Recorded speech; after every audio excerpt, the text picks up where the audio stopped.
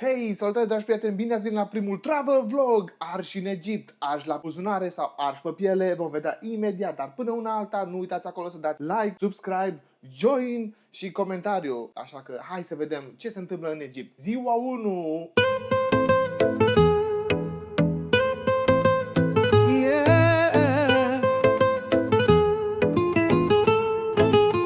حبيبي come to Egypt حبيبي تعال حبيبي come to Egypt حبيبي تعال يلا حبيبي الطريق طويل بس الرحلة رحلة لما نوصل هنقول مصر أما الدنيا خلاص جهزت الشنطة مفيش حيرة ولا فكرة كلنا رايحين بلدك تعال هنا يلا يلا حبيبي come to Egypt حبيبي تعال حبيبي come to Egypt حبيبي تعال يلا حبيبي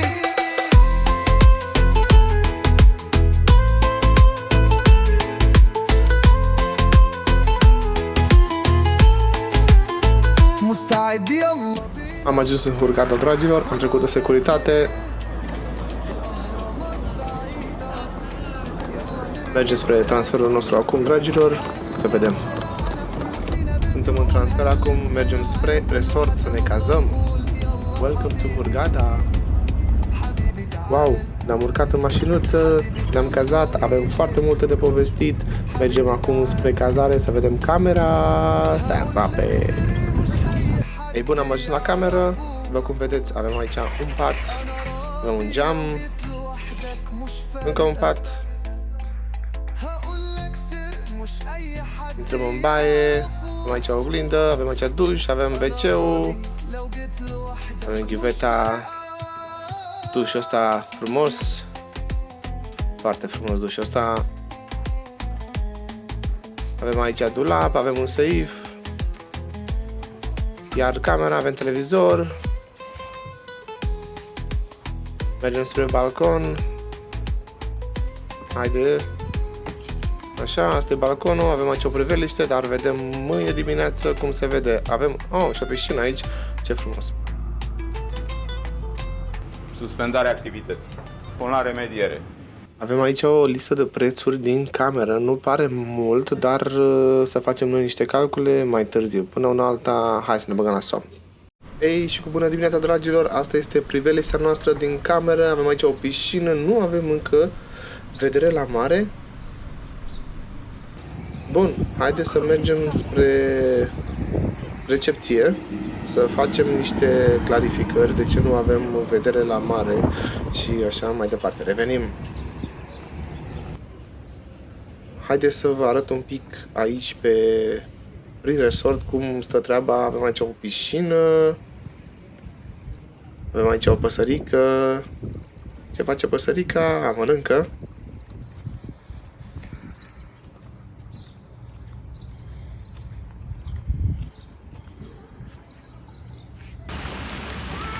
Eu nu știu ce vedeți voi, ce înseamnă asta aici.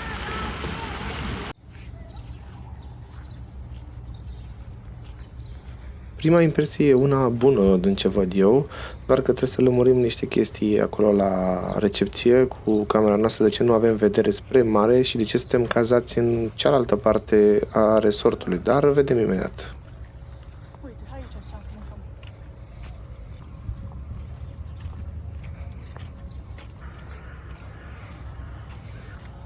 Avem aici un restaurant în dreapta și ușor, ușor ne apropiem de plajă și mare. Haide, că nu am răbdare.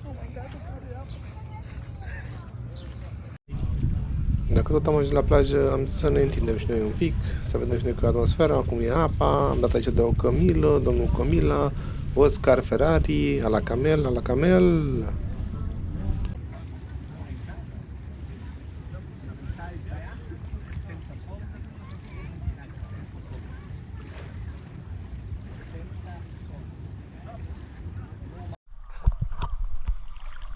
Păi, apa pare destul de curată.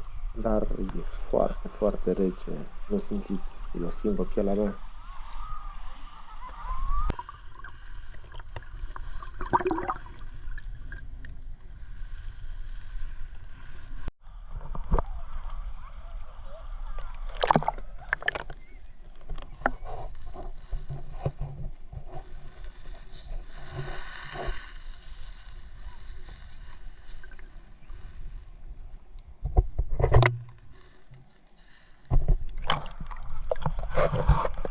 Acum că avem puțin timp de vorbit, țin să vă spun că oamenii de aici sunt prietenoși, cel puțin din resort, că nu am ieșit încă în afara resortului.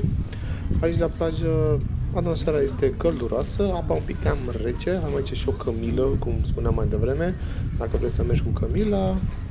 Aici avem un mini port, văd o barcă în față, câțiva oameni la plajă, na, totul e bine aici, îmi place.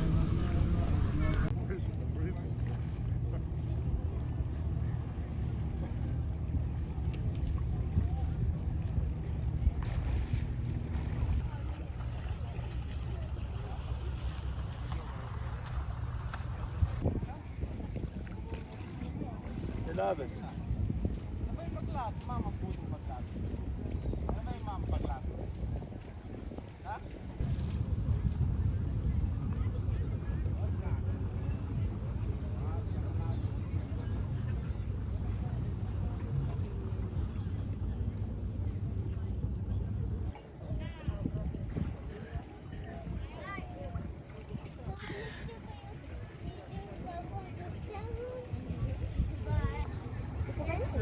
ها ماشي هو الزبون عايز يطلع برا بقى نطلع وان شاء الله بنقط العشرين ورا يا جماعة شكرا لكم في رسالتكم تابعوه الواحد ب هتتعبوا 60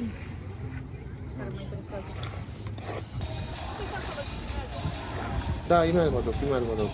Am să arăt și eu oamenilor aici, că suntem lângă aeroport, cum vin avioanele, cum aterizează avioanele și așa mai departe, nu? Sper că nu se aude muzica pe fundal, dar e ok.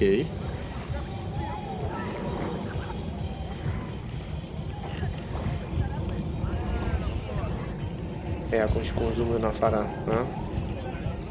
Frumos aici. Hai că nici nu am așteptat bine și noi la șezlong aici, că deja încep activitățile pe plajă. Am aici, nu știu, ohor, ceva de genul. Ca să vedem ce fac oamenii ăștia aici, că e tare interesant. Avem acolo și Ima, sper că mă vede. Mă vezi? Nu mă vede. Este un fel de horror. Mai că, na, horror pe Be My Lover. E cam rece apa.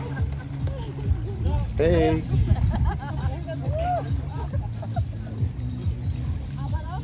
Da, interesantă horror asta. Foarte interesant. În timp trag eu niște cadre așa frumoase. Undeva în stânga mea se țin activități acolo, în apă, dansuri, nebunii. Sper că nu ne luăm nici copyright pe YouTube datorită muzicii de aici. Sperăm că nu, de-aia și vorbesc eu cât mai mult. Avem aici o umbrelă, suntem la umbrela astăzi, prima zi, nu vrem să ne ardem, că avem 6 zile de stat aici. Mă, băieți, ce e asta, mă? Ce pasăre e asta? Ia spuneți-vă acolo în comentarii ce pasăre e. Ia, uite că a luat și peștele, mă. Ia, aveți, mă. Mă. Ce e asta, cocostârc? Gata și cu plaja pentru moment. Vă arăt aici un cadru frumos de resort până mergem noi la masă să mâncăm ceva, că murim de foame.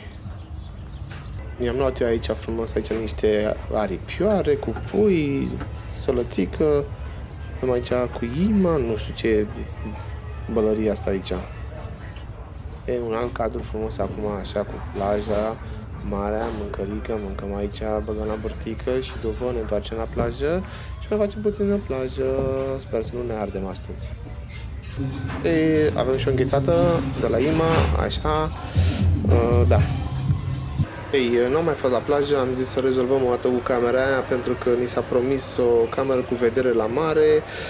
Am venit aici un pic la recepție să vedem care este problema și să sperăm că o să rezolvăm. Hei, am rezolvat cu camera, ne mutăm în camera cu vedere la mare.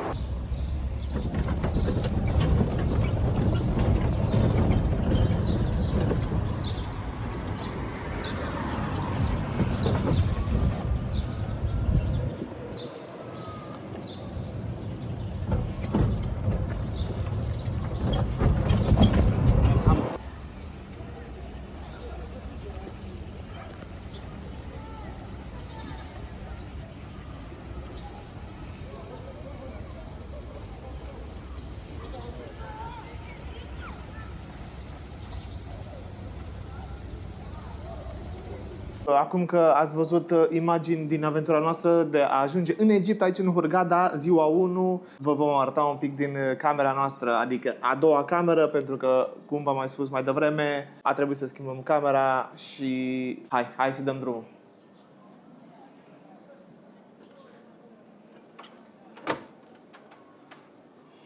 Ok, am intrat în cameră direct în baie, frumos.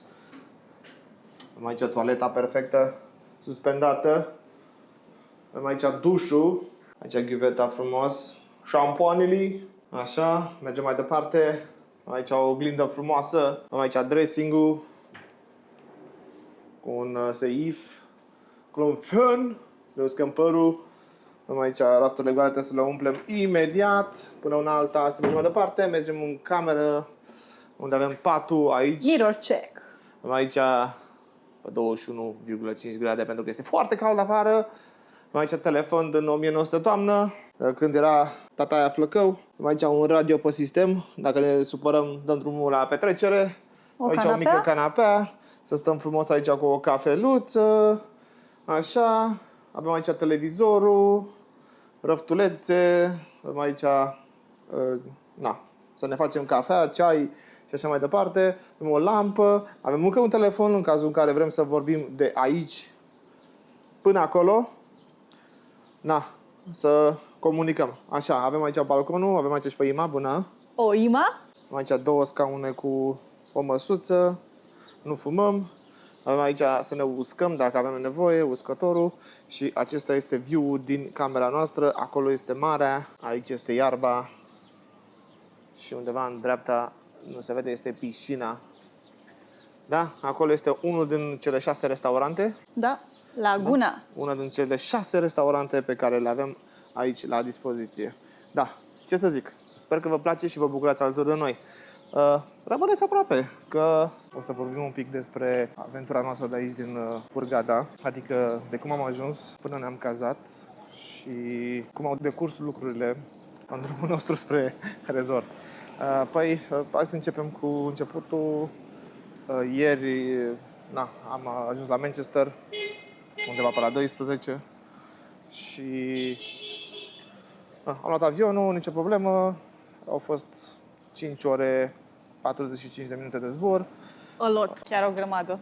Da, a fost ceva, dintre care undeva la 3 sferturi a fost numai cu turbulențe. Voiam să vă povestim și că au mai fost câteva scaune libere, deci am stat întinși. Da, am avut norocul n-am avut locuri unul lângă altul, am avut chiar pe margine, eu și ea. Și în stânga mea nu a fost absolut nimeni, așa că ea s-a mutat, s-a întins, a putut să doarmă, eu m-am jucat, după cum ați văzut în imagini.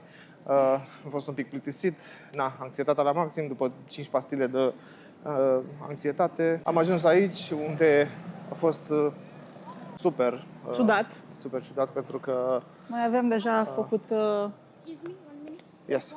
Romania. Excuse me. Yes. What's your name? George. What's your name? Ima, Ahmed. Nice to meet you. nice to meet you. Nice to meet you. Say something here. Ok? Uite, acum și-a gătit un puș mic pentru drăguț niște e. parfumuri. Și grăsuț. Și da, vedem ce are de oferit. Come on, sit. Yeah? Look here. Plum. Plum.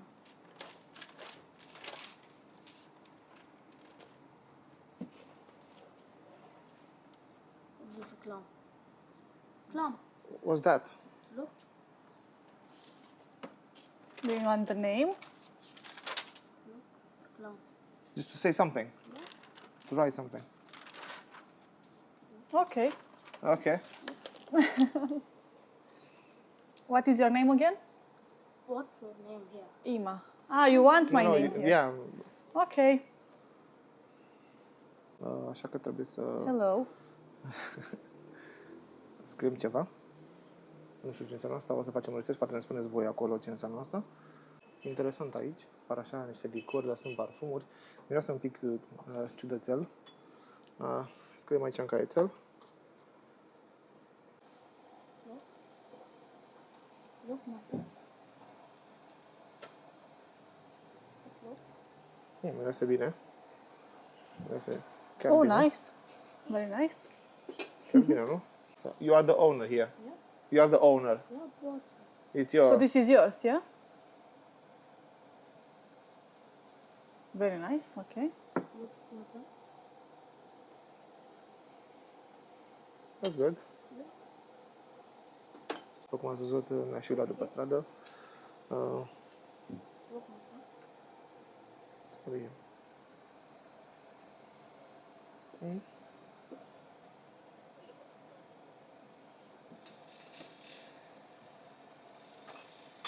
Thank you. Thank you. I wrote something for you Come here. here, look.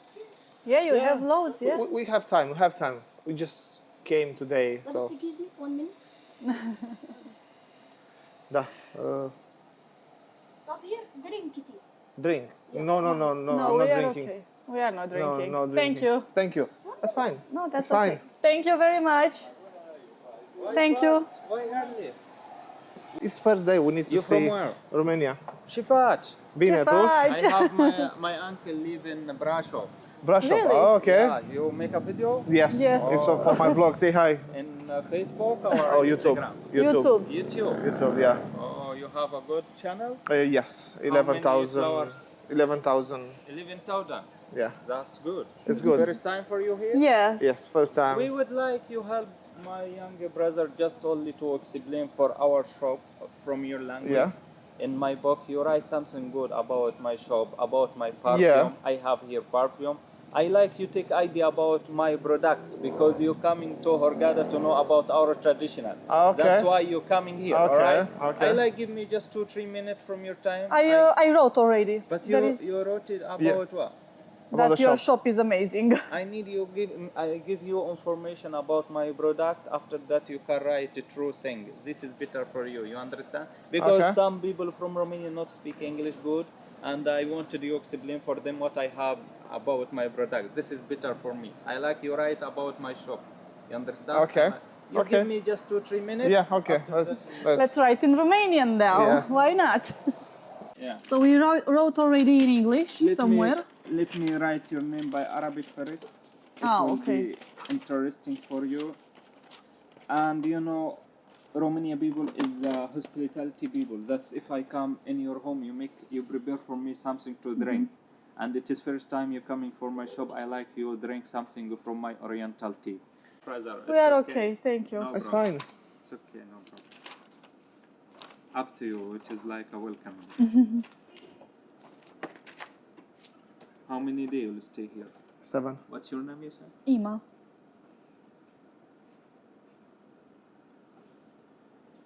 And you, brother? George.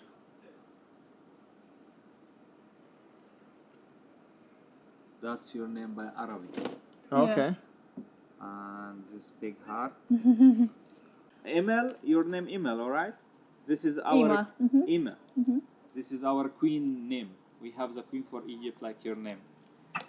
You have the queen for Egypt, bro. You must to marry it soon, okay? Okay. This is our deal. Okay. together. Let me give you small information about my product. After that, you can write for me whatever you want. I Few have bits. here different kind of perfume because in Romania, all perfume you use with alcohol. Here is natural essence oil, without alcohol, without spiritual. Because in your country, when you bought a perfume, you use it like 80% alcohol with 20% essence oil. Here we just only use it essence oil. We have here different kind. We have Egyptian perfume oil, we have Arab Night perfume oil, and we have also French perfume. I would like to show you something from my Oriental Egyptian perfume because it will be interesting for you. We have here different type. We have sweet, fresh, citrus, fruity. What's your type? What do you prefer? You like something sweet like you, or you like fresh? You like fruit? Anything like vanilla? Vanilla. maybe? Oh, and you, brother? It's like sweet, very sweet. Sweet. You Yeah. have sweet. You don't like. Yeah, I know. You don't need sweet, bro. You must look for something. So I don't need another. perfume then. Okay.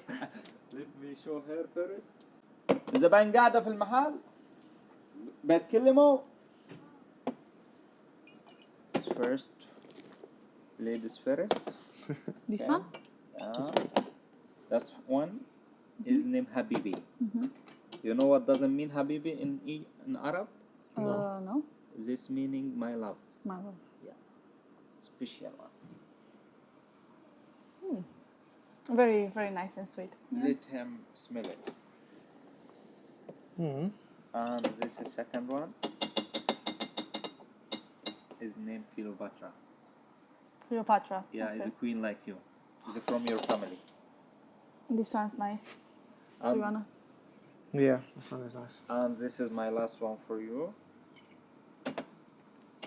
His name Fatima. That for you. Oh, still for me? Yeah. How many for me? And because I like to show you like 3-4 kind to choose the best for your skin. That's for You wanna try? Yeah, it's nice. This next one. You know what the name for that perfume? No. His name Ramses Casanova. Yeah, this is Casanova. Casanova man. Okay. Smell that. Let me see. It's here to smell it that one. All right. And this second one, his name Sultan. Like you. Yeah, Sultan. It's Turkish name Sultan. You can rub it by your finger because I full. My finger is full. Rub it. I need Yeah. you rub it. This one's nice, yeah. Yeah, it's nice. Like what I say for you first, that's all perfume. It is 100% natural. Essence oil, without alcohol, without spiritual. That's you can use it for different way. It's not only use it like a normal perfume. You can use it also when you wash your clothes in the washing machine. You put like one drop. After that, all your clothes have good smell. You can use it for your hair if you have a dry hair, cutting hair. You can use it also for your house by aroma lamp. I have something so interesting for you. I wanted to show that for you. You have a lighter, fire? But no, we No don't smoke. smoking? No. După cum v-am zis, oamenii te abordează, te fac în așa fel încât să vii la ei și să cumperi produsele lor. Noi încă nu am fost, să zic așa, nu păcăliți, dar nu suntem pe unda lor și ne continuăm drumul așa cum ne-am propus. Dar de asta m-am temut, exact de la aeroport, cum am zis, acolo au sărit pe noi cu viza, cu absolut tot, cu taxiul, cu nici nu mai știu cu ce, că erau 100 de oameni pe tine. Și asta nu-mi place mie, nu-mi place deloc. Tu, cum ți se pare chestia asta? Groaznic. Mă doare capul deja, vreau să ies de aici. Da, zici că suntem la închisoare. Bun. Hai, revenim în scurt timp. Da, și am scăpat și de acolo. Da, am Minunat. revenit Eu eram pe partea asta altă, nu? pe drumuri. Mergi pe ce parte vrei. După cum am zis, asta nu-mi place când oamenii Sunt agasanți. agasanți, sunt agasanți și te fac cumva, știi, să vii să cumperi de sau să fii un pic interesat de produsele lor, ceea ce pentru mine e un pic cam mult lucrul ăsta și Că vreau ceva a mea oricum, nu? nu-mi plac genul ăsta de oameni care vor să-și vândă produsele prin orice mod. Ne-a invitat ăla să bem ceai de la el acolo. Da, ceva ce eu nu am încredere, înțeleg, o fi tradiție la ei sau eu nu am încredere în momentul de față, nu-mi prezintă oamenii ăștia încredere. Acum, fiecare cu ale lui, cum s-ar zice, nu? Da. Dar mi-aduce aminte și de Turcia, că și în Turcia e un pic la fel, bine, nu ca aici, gen să-ți mai puțin să te ia și în brațe să te ducă înăuntru, dar la fel este și acolo, Similar. da, similar. Da, între timp Ima și-a luat niște șarpe. A bag? Thank you. Am dat acolo Thank you un very much. Thank you. euro, un dolar. It's okay. I have everything. Thank you very much. Bun, am luat și șarpe. Bine, aveam eșarfe, dar Hai să continuăm aventura. Arși în Egipt. Arși la buzunare momentan. Arși la buzunare? Arși la buzunare? Uite ce frumoase sunt magneții, sunt foarte Ce frumoase. frumoase sunt magnețile, nu? Ce frumos. Ce frumoase sunt magnețile. We are Da. good, thank you. Uite o Camila. Bă, ești nebun. Da. Am genunchiat Camila, săraca. No, it's fine, thank you. Da. După cum ziceam, oamenii aici te agasează. Nici măcar nu putem să terminăm o propoziție, vedeți? Sau... Da. Așa e când ești seara, pensionat, să zic mai bine, afară, ies fel și fel de oameni care vor să intre în contact cu tine verbal, fie, nu știu, ce gânduri mai au ei pe aici, sper că nu gânduri rele. Încercăm să nu mergem foarte departe de resort, să ne rătăcim pe aici. Știi că câte parfumuri de Numai și aici au o Camila, tot felul sunt aici. plimbări cu Camila, fructe, Ce drăguță e. avem fructe și pare un pic, cum să zic, multă sărăcie, dar bogăție în branduri. Numai Nike-uri, Versace, da. Boss. Numai branduri și branduri aici. Da, numai branduri și branduri, dai seama, originale și și de la mama lor și Ce câine frumos. m-am speriat eu. Super. Avem aici bazar. Lumea zâmbește. Ca să-ți ia banii. Da, ca să-ți ia banii. Știi, așa mișelește un pic. Zâmbește. Avem aici papirus. O să intrăm și într-un magazin. Ne-am împrietenit cu cineva aici și o să ne uităm și la prețuri. O să vă arătăm și vouă ce prețuri sunt aici. În magazine. Poate găsim și un market, ceva, să intrăm să vedeți. Chiar aici este un mini-market, nu intrăm în momentul de față. Ok, mini-market. Găsim un market un pic mai mic, mai mare așa. Mini-market și Uite, sunt și pe partea aia. vrem să vedem ce prețuri sunt și aici față de Europa, să zic. Dar vom intra în curând. Am văzut pe nicăieri curele sau ceva de genul. Am aici cu fotbaliști, cu echipe și cu autograful direct, cred. Bine, vorba vine cu autograf direct. Avem aici niște turiști care sigur vor fi abordați De arena, ce e acolo? Ce fain arată, să ne mergem și acolo. Nu știu, probabil vreun resort. Și aici este un resort ceva. Nu, parcă sunt magazine. Atmosfera aici, pot să zic că na, cald, Plăcut. plăcut, în momentul de față. Nu este rău. N-am ars un pic, să zic, și la buzunare și pe piele un pic.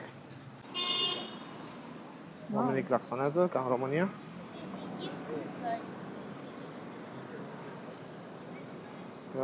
Asta e traficul. Bun, ar trebui să vă povestim despre trafic. Aseară ne-am urcat în transferul nostru. Bineînțeles, ne-am luat, bineînțeles, nu neapărat bineînțeles, ne-am luat un transfer privat pentru că am citit fel și fel de lucruri și am zis să fim doar noi. Ne-a costat 16 parcă, 16 lire. 16 lire dus întors. Lire, da, din UK, nu lire egiptene. Pentru că lira egipteană este undeva la 0,015 o liră. O liră egipteană în raport cu lire britanice. Dacă nu mă înșel, dacă nu mă corectați voi. Da, ne-am urcat în transfer. Părea un pic cam supărat domnul cu transferul, că eram doar noi doi și ei așteaptă șpagă, că aici vreau să punctez un pic ce se aseamănă cu România, oarecum să zic. Șpaga, pentru că dacă nu dai șpagă, nu te bagă în seamă și dacă nu le dai șpagă, te tratează un pic mai cu nasul pe sus, să zic. Așa, deși noi cum ne-am urcat, i-am oferit niște șpagă domnului cu taxiul, a zis acolo mulțumesc, dar nu prea părea satisfăcut de ce le-am dat noi, ce am dat noi și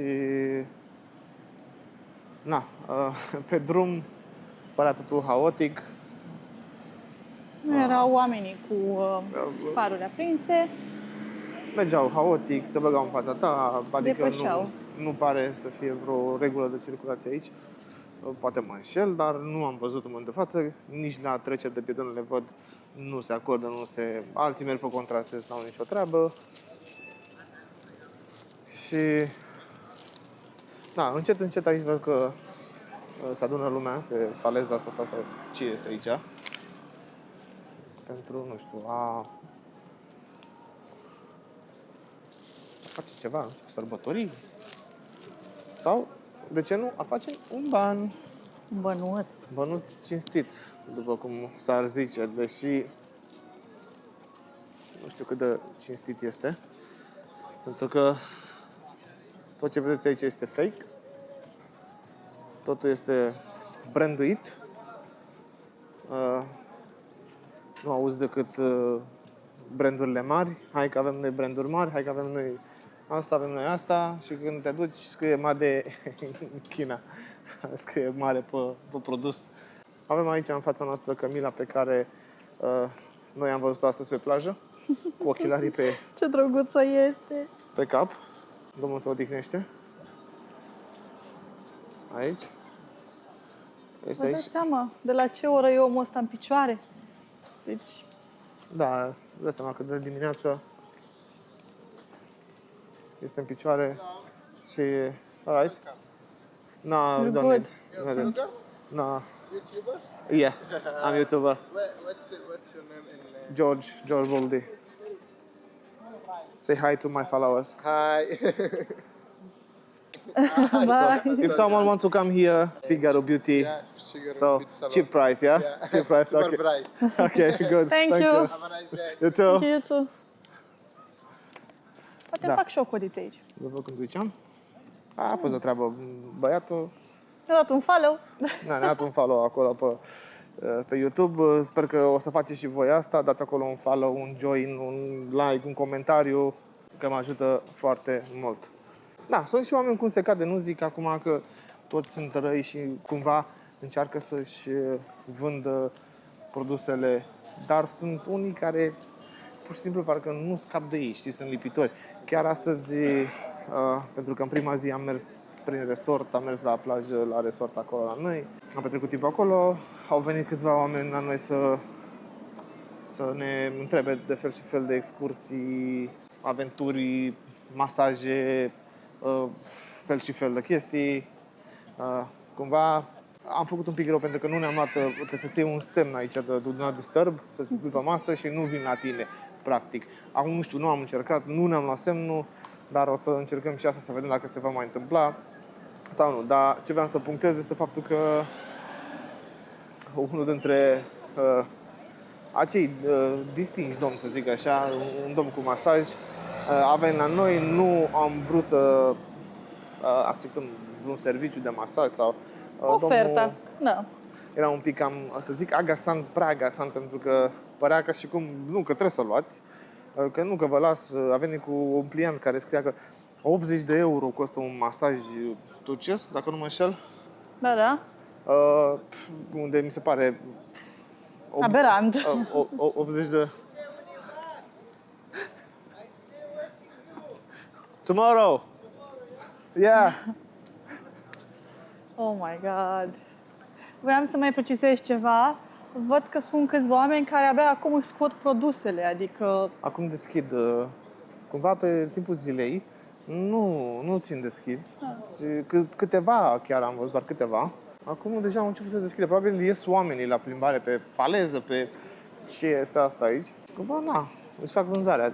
Ce vreau să punctez, să mă întorc, de fapt, întâi la acel domn cu masajul, care era așa pragasant și impunător la un moment dat. Începuse că dă-mi o mână să-ți masez, să-ți arăt.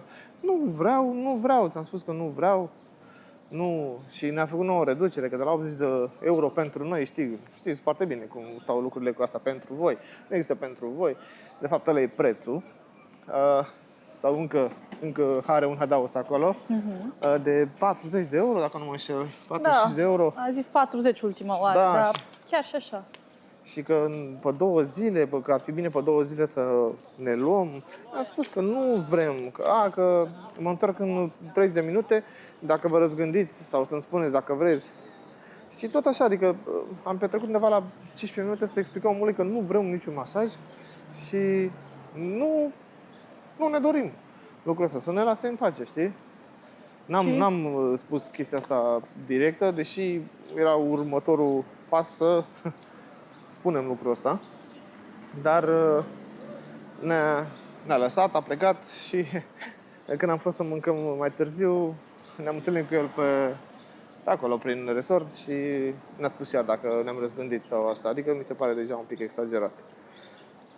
Da, ce vreau să vă povestesc și să vă spun de fapt că prețurile aici sunt afișate în euro și dolari, deși folosesc lira egipteană, care este, să zic, devalorizată, dacă nu zic bine, cred că zic bine, devalorizată, adică o liră britanică este undeva la... De fapt, nu, o liră egipteană în raport cu lira britanică este 0,015. Adică vă imaginați. Iar am făcut un research mai devreme să văd care este salariul minim pe economie aici și de la 1 aprilie sau din aprilie sau martie, nu mai știu exact, salariul minim pe economie va crește undeva la, sau a crescut la 7.000 de lire egiptene. Ceea ce înseamnă undeva la 100 de lire, 100 și un pic de lire britanice sau euro, cum vreți voi, că nu este mare diferența între euro și liră, o diferență foarte mică. Și ei cer aici la magazine pe toate fake-urile astea și toate, să zic, kitsch-urile astea, prețuri exorbitante și ele nu fac nici măcar 2 lei, dar știi cum e omul, să ia fața, să-ți arate ție că wow, ce produse avem noi aici și cât de bune sunt. Am luat și noi, ochelari ăștia că aveam nevoie, dar se vede calitatea și nu este una foarte bună, este made in China. Da, asta a fost prima zi a noastră în Hurghada. După cum vă ziceam, avem aici niște oameni care conduc. Exact ca în București. Mi-am aminte de București, la semafor, când te claxonează că e verde, nu? Uite ce frumos e aici. Da, e drăguț. Papirus. Da, este drăguț. Nu zic, sunt niște locuri mai așa, mai sărăcăcioase, locuri mai noi. Uite-te la ăștia ce dansează, ia uite-i. Da, se distrează. Da, e super magazinul ăla. Da, o să intrăm și într-un magazin unde v-am promis că să vă arăt niște prețuri. Deși am intrat, nu erau afișate, trebuie să întrebi și să negociezi. Exact ca în Turcia, trebuie să negociezi totul. După cum să vă arăt eu imediat, o secundă vă dau un zoom. Arată exact parcă Hurghada veche. Este Hurghada nouă. pare așa de mult timp zona asta față de zona asta care este în construcție. Înțelegi? După cum vedeți, oamenii se opresc, taxiuri și așa mai departe. Aici avem poliție. Nu știu ce fac oamenii aici, stau cu o arme. Aici sunt cu arme, Da, deci puși pistoale. Red Sea Traffic Department. Nu vreau să-i filmez, dar nu vreau să îi filmez, că nu vreau să avem probleme sau altceva. Dar oamenii... Sunt un pic speriat acum că am văzut AK-47 ăla. Lasă, când mergem la Cairo o să fie cu ditai puștile. Da, în altă zi o să mergem și la Cairo. Mâine avem ceva snorkeling, cu plimbare cu barca, pentru recif. Dar asta în ziua următoare veți vedea. Până atunci, nu uitați acolo să apăsați butonul de like, de share, să lăsați un comentariu, să dați subscribe și de ce nu join, că mă ajută foarte mult în ceea ce fac. Cu ajutorul vostru continuăm să facem ceea ce facem și voi să vă bucurați de acest conținut, sper că la calitate înaltă. Până în alta, ne vedem mâine la un nou vlog, o nouă zi, ziua 2, arși în Egipt. La buzunar sau pe piele. Let's see. Hai, ne vedem mâine. Noapte Ciao, bună! v-am pupat!